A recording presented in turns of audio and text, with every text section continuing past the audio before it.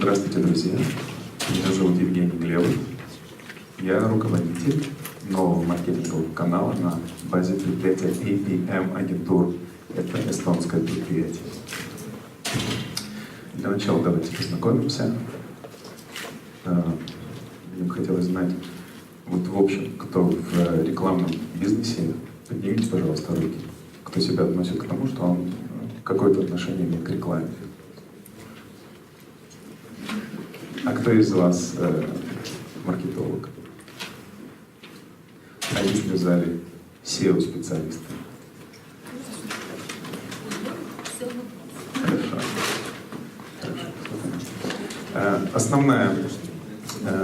Основной взгляд, конечно, будет на продвижение в сети, но и другие каналы мы тоже затронем. Как вы видите, подготовился. Пожалуйста, посмотрите, у вас есть в пакетиках вот такая листовочка. Достаньте листовочку. Бегло прочтите, там много времени не займет.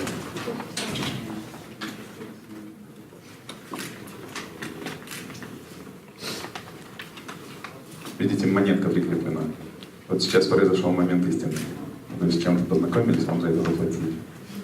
Вот об этом будет речь. То есть все, что дальше я буду рассказывать, все время будет крутиться вокруг вот этих обстоятельств.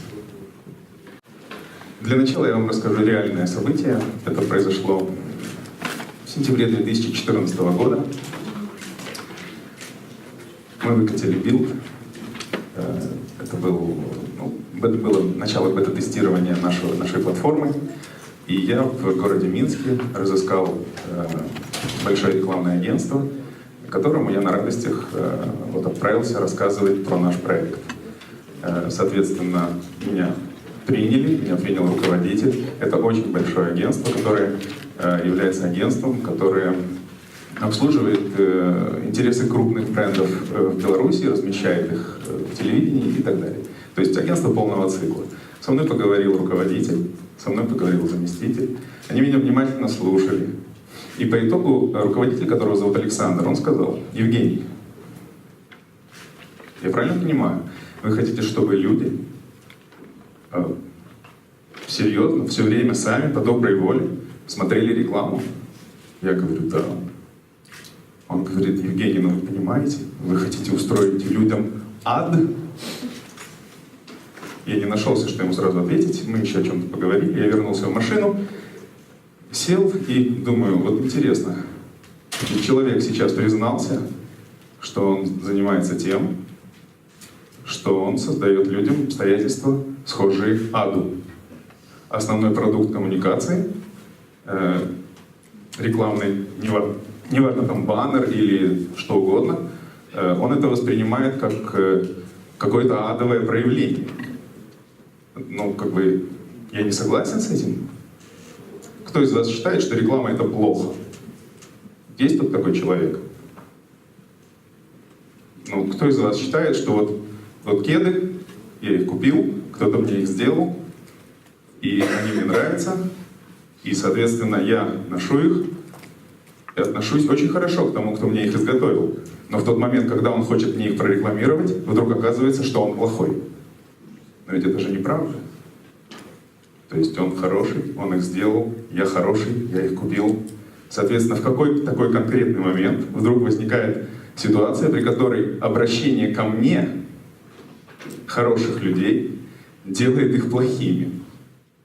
То есть, если никто в зале не считает, что реклама — это плохо, и все согласны, что реклама — это здорово, то тогда, соответственно, возникает вопрос, почему же все это происходит.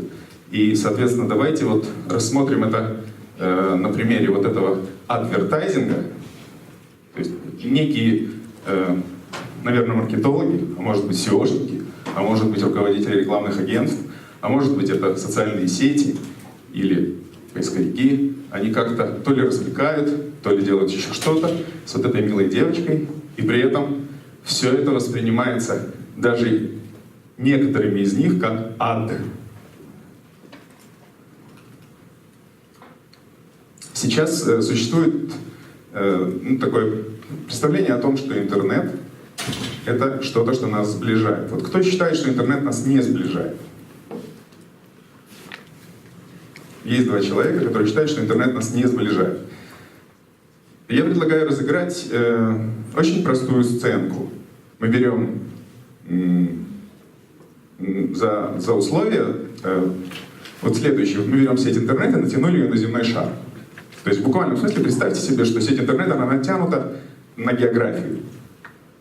И для того, чтобы нам разыграть эту сценку, мне нужна одна барышня, которая хочет бесплатно вот уйти вот с этой штукой. Это тапочки, такие милые тапочки.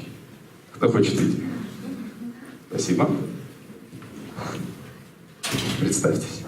Меня зовут Наталья. Наталья хочет эти тапки. Значит, возможно, она бы даже их когда-то и купила. Но, по крайней мере, они ей милы.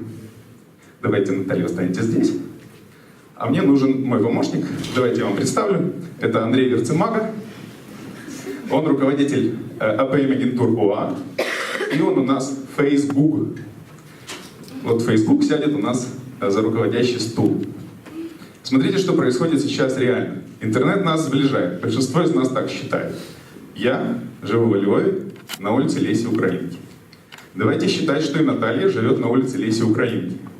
То есть вот такое у нас стандартное условие. То есть я продаю эти тапочки, я вместе с Натальей живу на улице Леси Украинки. Мы не знакомы. Я очень хочу продать ей эти тапочки. Что же я должен сделать? Фактически я должен достать из кармана денежку и пойти куда-то далеко. То есть я делаю это, я беру денежку, неважно какую, я отправляюсь к господину Фейсбуку и говорю: господин Фейсбук, разреши мне обратиться к Наталье. Я шел в сети интернет, но географически я перешел океан. Океана нет, видите? Фейсбук, ты разрешаешь мне обратиться к Наталье? В этом случае только, то есть вот он спускает триггер, и мне разрешено обратиться к Наталье. Соответственно, Наталья либо по партнерской SEO, ну там, не знаю, Google AdSense увидела, либо набрала в поисковике, и ей выдала Эна, совершила покупку. Соответственно, эти деньги заплатила она. Вы согласны с этим? То есть она в любом случае оплатила существование вот этого господина. Нет. А кто? А если вы провели рекламную кампанию и никто не купил ваши тапочки? Если что? Вот вы провели рекламную кампанию, показали свое объявление, и никто не купил ваши тапочки. Тогда получается, что я заплатил господину Фейсбуку, правда? Правильно, то есть она не заплатила. А она не нет. заплатили. Но потом она купит тапки и заплатит и за вот эти мои деньги тоже. Нет. Вы Почему? можете обанкротиться, закрыть свой бизнес. То есть... Могу. Конечно. Но в том случае, если она купит. Ведь она же оплатит мое действие. Я все в любом случае в себестоимость вложу. Ну давайте, я не обанкротился. Но тут не все обанкротились. А если я обанкрочусь, значит эти деньги просто уйдут из экономики Украины. Разве это не правда? Нет, это правда, да. Ну то есть тогда получается, в любом случае, либо она заплатит Фейсбуку через мою себестоимость, либо я обанкрочусь, значит все равно я из экономики Украины деньги отправлю куда-то. В чем смысл? То есть сеть интернет, она нас сближает. Тогда каким образом возникает этот господин? И зачем, собственно, он нам нужен? Вы общаетесь с программистами? Программисту задаешь вопрос: Наталья, спасибо большое, извините, я не буду вас задерживать, эти тапочки ваши. Да, давайте похлопаем Наталье, она была от вас. Да, Андрей, спасибо. Вы общаетесь с программистами, если их спросить, что можно запрограммировать, они отвечают: ставьте задачу, мы запрограммируем что угодно. Но, на мой взгляд, 18 лет назад вполне можно было запрограммировать, чтобы деньги не уходили туда, а шли прямо тому, кто покупает тапочки. И мы это сделали. То есть, собственно, в чем трудность техническая? Если существует PayPal с 98 года, значит, уже в тот момент сеть была готова осуществить доставку всех рекламных денег в сети непосредственно пользователю. Это было сделано. Существует бизнес-модель, по которой все время мы идем через океан и отдаем Фейсбуку деньги. Это нонсенс. Разве нет? Это бессмыслица. И это примитив, на самом деле, человеческий. То есть это возврат в первобытно-общинный строй. Это натуральный обмен.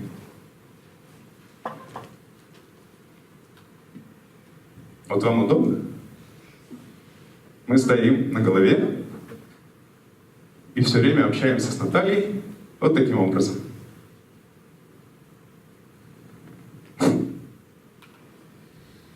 Вот здесь не зря выделено «добрый» и еще и с 2 сердечками.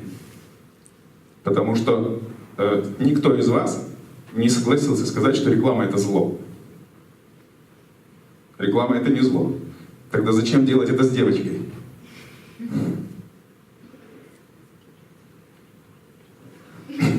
Понимаете? То есть, ну, фактически происходит простая вещь. Где бы мы ни находились, мы сталкиваемся с рекламным объектом, мы не ожидаем его там видеть. Мы приходим в соцсеть отдохнуть, увидеть друзей, пообщаться, себя показать, но никак не коммуницировать. Кому оказывает услуги соцсеть? Ну вот как вы думаете? Смотря какая. Facebook. Скорее пользователь и себе, чем рекламодатель. Facebook оказывает услуги рекламодателям. Потому что рекламодатели дают деньги. Кому оказывает услуги? Кто угодно, тому, кто ему платит. Соответственно, мы находимся на чужой площадке, не имея никаких прав. И все время находимся в ситуации насилия и неуместности. Есть такая фраза, называется контекстная реклама. Какой смысл вкладывается в эти слова? Не понял вопрос. Реклама в контексте чего-то. Человек получает информацию, сидит в Фейсбуке, гуглит что-то. И ему дается в контексте того, что он делает, того, что он интересуется в данный момент, ему дается реклама. А может быть, это тебя сейчас заинтересует. Это смысл контекстной рекламы. То есть, есть реклама. Смотрите, что бы вы сейчас ни говорили, вы будете говорить мне это в парадигме существующих обстоятельств. То есть, понимаете, существуют какие-то компании, которые изначально выбрали определенную бизнес-модель, в которой мы, как пользователи, давайте вот отвлечемся от того, что мы с вами еще и специалисты в чем-то. Но они создали продукт. Они... Продуктом пользуется весь мир. Отлично. И они создали продукты, некоторые из них имеют монополию, ведь правда? Вы говорите, почему эти деньги уходят за океан. А почему вот мы здесь, один из тех, кто создавал Google, он имеет наши корни, почему мы здесь не создали Google? Ну, это вопрос, конечно же, Там смогли, здесь нет. Все. Нет. Вы понимаете, что не бывает того, чтобы что-то мог сделать один человек и не мог сделать другой. Давайте дальше по презентации вашей. Да, интересную мысль закончить.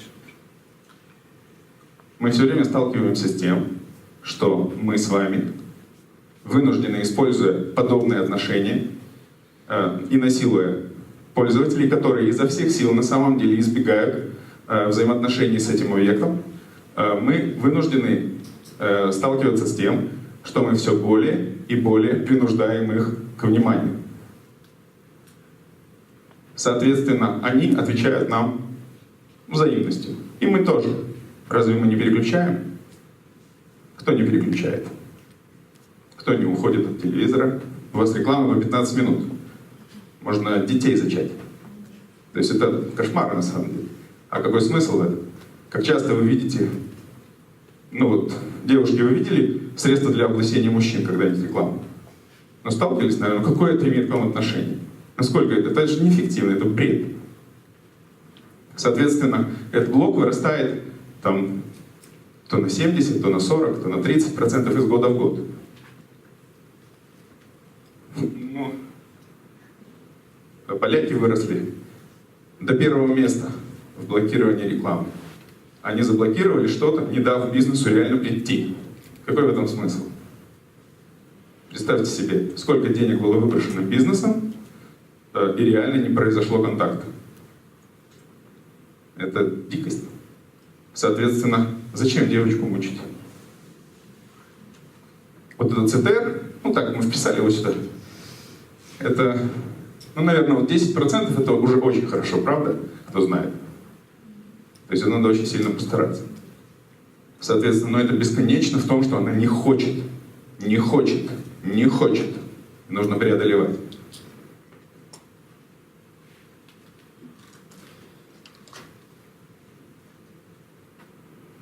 Давайте поговорим о том, как было бы правильно. Правильно было бы, если бы любой рекламодатель совершенно спокойно рассказал о своем товаре, а мы выслушали его. А что нам мешает? Ну, он же хороший, он сделал хорошие кеды. Почему мы не можем его выслушать? Мы дикари. Время. Вы коммуницируете с неэффективной рекламой каждый день. И если посчитаете, окажется, что вы тратите на это огромное количество времени. Этому нет конца и края на самом деле. Понимаете? То есть, по какой причине вы не можете просмотреть то, что адресовано лично вам? 5 минут. Это вежливое отношение. Ви узнаєте для себе полезне. А хто визначає те, що потрібно саме мені? Ну, возможно, тот, кто хочет лично вам заплатить. Кожна компанія буде особисто мені казати, що ця пропозиція особисто для мене. І я в кінцевому результаті буду дивитися не 15 хвилин в день рекламу, а буду дивитися і 5 годин. А вы их не слушаете? Разве вы что-то должны? Вы просто откроетесь. Ну, поменяйте отношения. Пускай они говорят, что хотят. Ні, якщо мені будуть йти далі нерелевантні повідомлення. А зачем вам это делать? Ну вот кто в здравом уме будет рекламировать вам что-то, что вам не нужно? Ну вот скажите, вот зачем, например, там, берем мужчина, 70 лет, никогда не было детей, не был женат. Крепкий такой холостяк. Зачем ему информация о памперсах? И кто захочет ему ее дать? Ну, це питання до рекламодавців. Но это же бессмыслица. Согласитесь, это сейчас так происходит, и вы мыслите сейчас этой парадигмой. Вы сейчас видите огромное количество шума. Это все мистификация.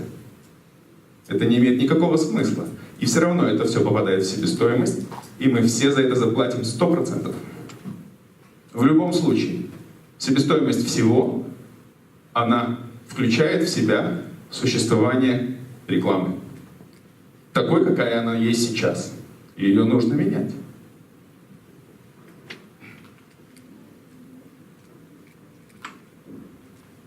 И мы поменяем. Это персональная рекламная доска. Каждый человек регистрирует самостоятельно, указывая свои настоящие параметры. И каждый человек остается анонимным. Это не соцсеть, это продукт утилитарного применения. Никто никому ничего не должен. Деньги остаются в Украине. Никак не может быть, чтобы они ушли куда бы то ни было. Если эстонцы обращаются к украинцам, деньги останутся в Украине. То есть по месту жительства. Фактически здесь для красоты набрано каких-то баннеров, но реально здесь могут быть только те, которые имеют отношение лично к вам. Никакие другие. И ответственность за то, что здесь это оказалось, несут рекламодатели. Вы ничего им не должны. Вы знаете, есть Airbnb. Есть такой канал. Они взяли квартиры, они не участвовали в экономике, они их вовлекли. И есть Uber. Они взяли машины, они не участвовали в экономике, они их вовлекли. Какая проблема вовлечь наши глаза? Они участвуют в экономике. Вот сейчас листовки вы смотрели, они поучаствовали. А так вообще нет. Они участвуют в принуждении. Это правда. Но в экономике нет. Соответственно, если есть шеринг-движение, почему не запустить его и в этой области? То есть фактически я говорю о том, что та бизнес-модель, которая существует, она неэффективна и, можно даже сказать, аморальна и незрела. Можна уточнюючи запитання по попередньому слайді? Я так розумію, що ви хочете заставити користувача зайти на цей ресурс і продивлятися там рекламу. Строить им ад. ад. Так. І користувач, ну, що отримує користувач з цього? Для чого йому витрачати свій особистий сайт, заходити на цей ресурс і дивитися там рекламу? А вы завтракали? Я так. А ви? И я тоже. То есть у нас есть потребности. А тобто я добровільно заходжу на цей ресурс, в той ад, витрачаю свій час.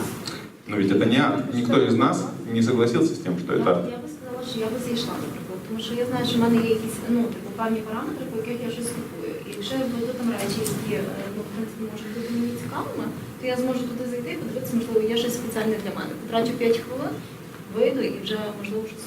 Это полный аналог почтового ящика, который есть у вас в подъезде. В вашем подъезде есть у каждого из вас почтовый ящик. Вы зашли, посмотрели в ящик, что там лежит. То есть это просто специализированное электронное место, которое избавляет от убийства деревьев. Вы там видите кучу рекламных листовок. Какой в них смысл? Зачем убивать деревья? Два вопроса. Да. Извините. Во-первых, мы не убиваем, ну, то есть мы не сохраняем деревья, потому что мы посмотрели рекламу здесь и посмотрели рекламу в другом месте. Это первое. Во-вторых, а как быть с, допустим, рекламой, которая, ну, есть определенные рекламные кампании, которые тебе дают что-то, то есть ты об этом не думаешь. Ну, то есть, о, неплохо было. Допустим, я никогда не прыгал с парашютом, да, но вот как-то вот мне так подловили, рекламная компания сделает там классный там, дизайн, классный то, я думаю, действительно, а что не прыгать? Но я никогда этим не думал, и мало, буду прыгать, не буду прыгать. Мы сейчас в Литве, у нас есть два стартовых региона, это Литва и Украина. Мы сейчас в Литве предлагаем людям прыгать на тарзанке. Там наш спонсор, наш не спонсор, партнер платежной системы ПСР дает нам летом летать на воздушных шарах. Ну, я вот, если вы говорите, что там вот человек опишет себя, то есть, чтобы ему таргетированную рекламу показывать, я никогда в жизни его не запишу, ну, не опишу его так, чтобы не было сказано, что покажите мне рекламу, Опишите. как прыгать с тарзанки. У нас есть вопросники, как вы проводите свой отпуск. Если вы указали Я активно, люблю книги, вы любите книги, но не хотите прыгать. не хочу. Тогда никто не мешает тому, кто представляет эту услугу, экспериментировать с аудиторией. Это же его собственные деньги. Зачем отправлять их все время в Калифорнию? Зачем? Вы понимаете? Сейчас происходит все то же самое, просто вы за это ничего не получаете, если говорить о том, что вы потребитель. Можна питання, хто в аудиторії заходив на такий сервіс? Ну просто щоб зрозуміти, який ринок. Спасибо большое. І можна я додам, що мене зацікавило те, що ви цей сервіс, інтернет-сервіс, ви рекламувались в радіо.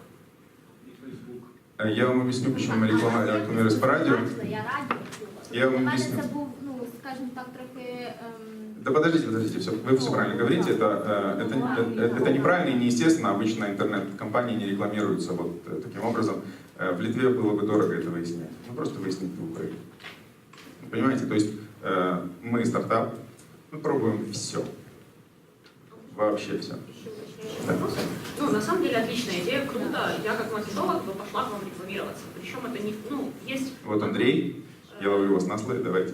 Сразу вопрос, ну, естественно, у меня возникает уточняющий вопрос. Есть подобные проекты по системам лояльности, тоже, которые возвращают споживачу прям номинально, это очень круто, это новый, я считаю, я вижу это, как быстро вы растете. Ну, то есть понятно, что, например, чтобы убить Facebook, вам надо быть очень мега крутым.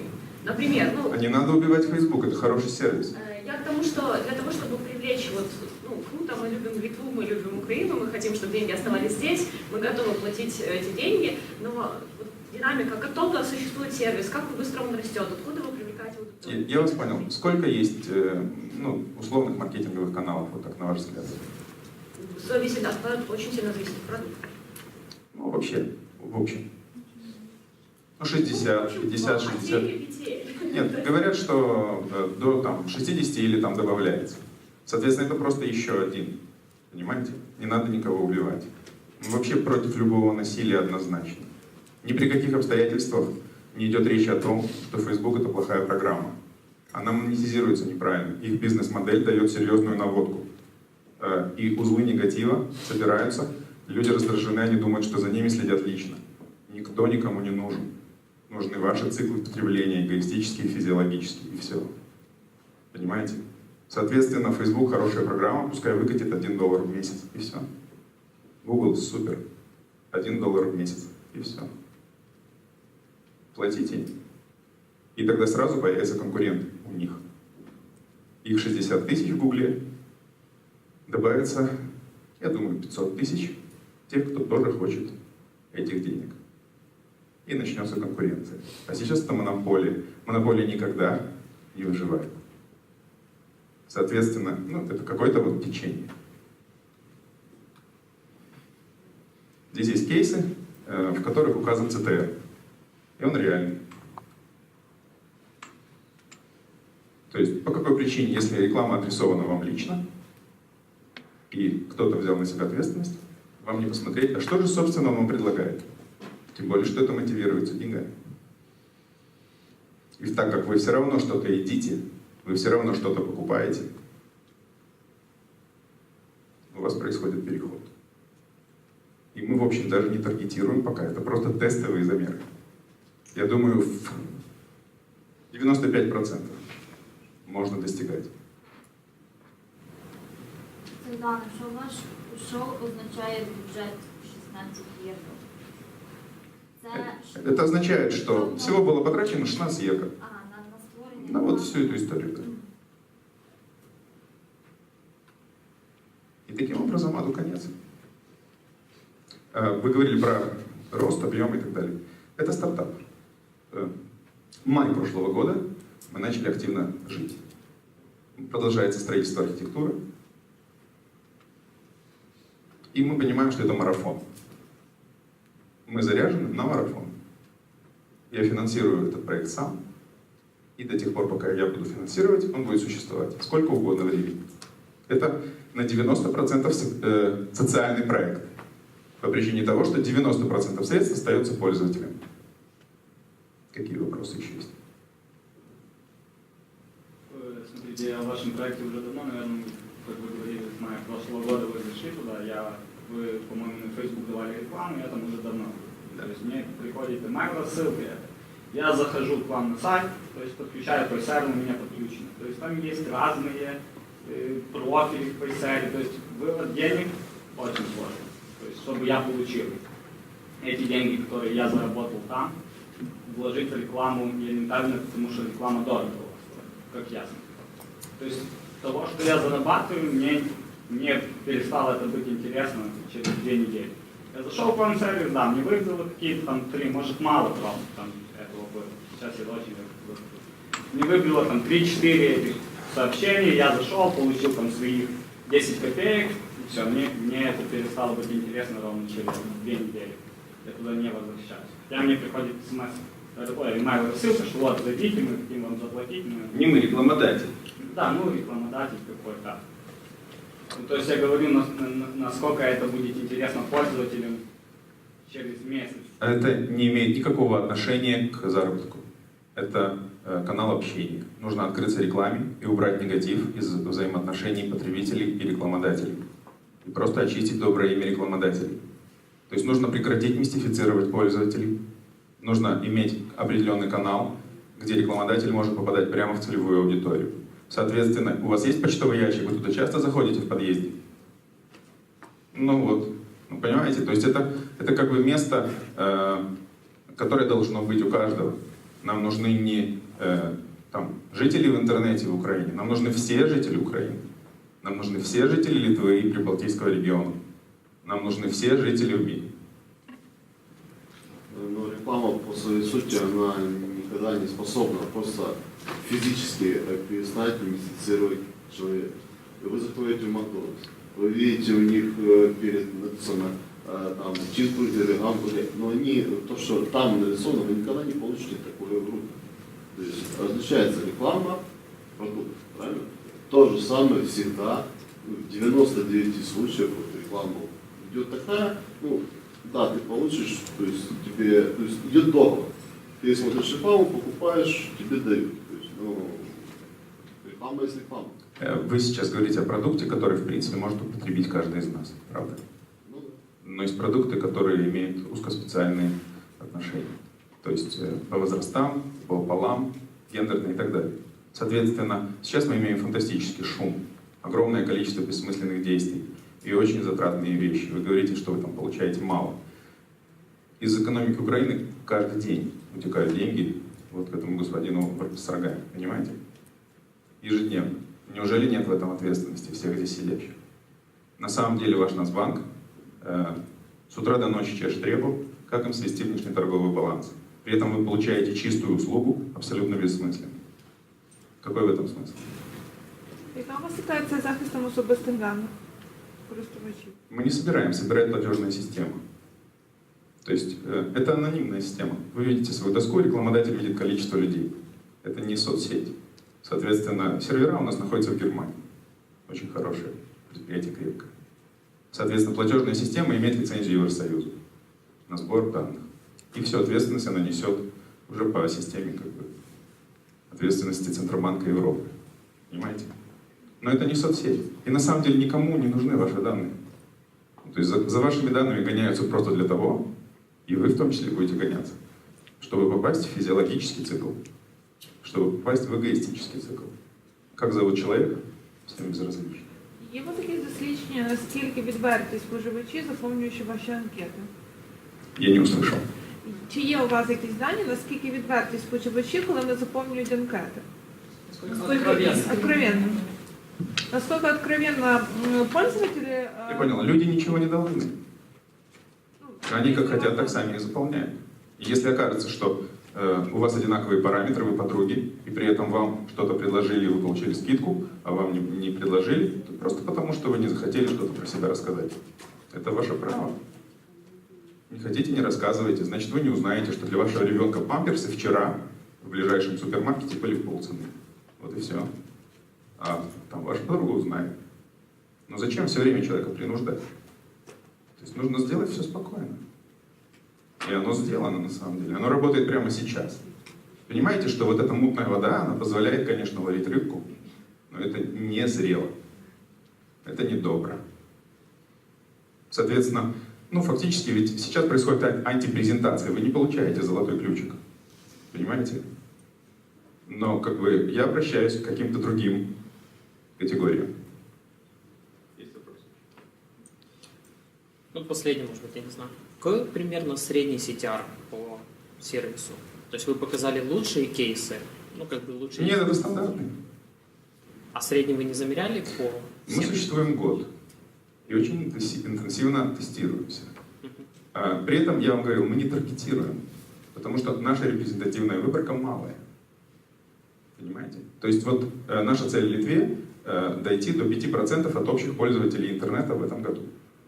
В Украине, конечно же, это невозможно. Окей. Спасибо. Минимальное за все время было 65%. Это минимальный CTR. А максимальный был 88%. Не верьте, у него Facebook написано. От 65 долларов. Спасибо большое за внимание. И я хочу поблагодарить организаторов. Очень приятно, что вы нас.